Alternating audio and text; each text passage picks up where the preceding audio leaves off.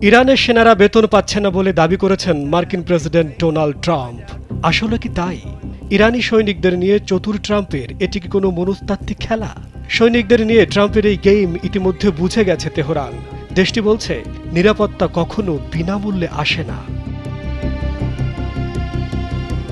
German সংবাদ মাধ্যম Deutsche ভেলের এক বিশ্লেষণে অধ্যাপক ফাওয়াজ গেজেস উল্লেখ করেছেন যে ট্রাম্পের এই ধরনের কর্মকাণ্ড আমেরিকার বৈশ্বিক অবস্থানকে প্রভাবিত করছে এবং ইরান একে একটি অকার্যকর মনস্তাত্ত্বিক অপারেশন হিসেবে উড়িয়ে দিচ্ছে।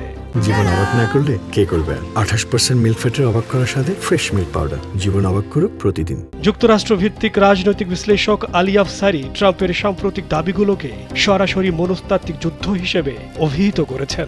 তার মতে, এই ধরনের বক্তব্যের উদ্দেশ্য হল বিপক্ষ শক্তির অভ্যন্তরীণ সংহতি নষ্ট করা এবং তাদের মধ্যে ফাটল ধরানো। আল জাজিরার প্রতিবেদনে দেখা গেছে, সাম্প্রতিক যুদ্ধের জেরে ইরান তাদের সামরিক বাজেট 200% বৃদ্ধির ঘোষণা দিয়েছে।